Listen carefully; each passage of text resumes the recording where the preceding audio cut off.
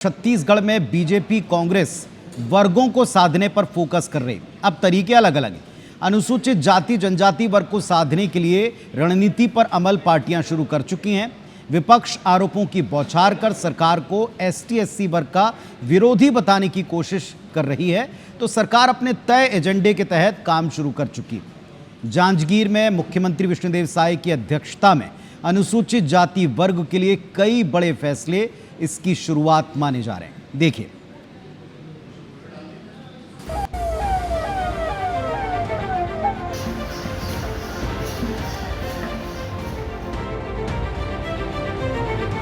जांजगीर चांपा में जिला पंचायत सभा कक्ष में मुख्यमंत्री विष्णुदेव साय ने अनुसूचित जाति विकास प्राधिकरण की बैठक ली, जिसमें डिप्टी सीएम अरुण साव, मंत्री दयालदास बघेल, लखन देवांगन, लक्ष्मी राजवाड़े, टंकराम वर्मा, प्राधिकरण उपाध्यक्ष खुशवंत साहिब समेत सांसद और विधायक मौजूद रहे।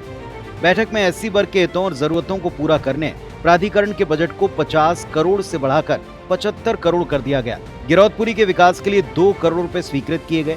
एससी छात्र छात्राओं के लिए प्रतियोगी परीक्षा की तैयारी के लिए 50 लाख का बजट स्वीकृत किया। तय हुआ कि एससी वर्ग के 5 छात्रों को पायलट बनाने की पहल होगी। साथ ही जैतखाम को लकड़ी और कंक्रीट से बनाने का भी फैसला हुआ। 50 करोड़ इस प्राधिकरण का बजट था, जिसको बढ़ाकर 75 करोड़ किए। अनुसूचित जाति वर्ग के हमारे बच्चों को वो प्रतियोगी परीक्षा में बैठ सकें, इसके लिए 50 लाख रुपया का प्रावधान किए हैं, उसकी घोषणा किए हैं।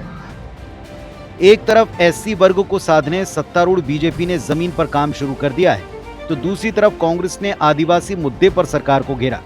प्रदेश कांग्रेस अध्यक्ष दीपक बैज ने प्रदेश के आदिवासी सीएम को रिमोट कंट्रोल से चलने वाला बताते हुए आदिवासी दिवस मनाने को लेकर जमकर घेरा। आरोप पर पलटवार किया प्रदेश के डिप्टी सीएम विजय शर्मा ने। कहा कि कांग्रेस के पास अब कहने को कुछ बचा नहीं, बेहतर होता कि वो एक अच्छा विपक्ष बन सकते।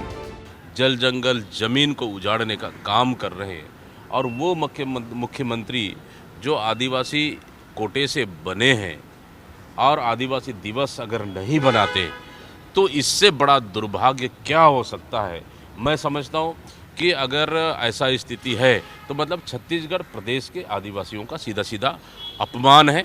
मुख्यमंत्री जी स्वयं जिस समाज से हैं उस समाज के बारे में अगर ये कहें तो कांग्रेस ने तो बनाया था एक व्यक्ति को आदिवासी कह करके मुख्यमंत्री प्रदेश का, कोई नहीं माने, आखिरी तक नहीं माने। तो मेरा कहना इसमें यह है कि इस तरह की नहीं का राजनीति करनी चाहिए। समाज खुश है नहीं खुश है वो चुनाव में पता चल जाएगा।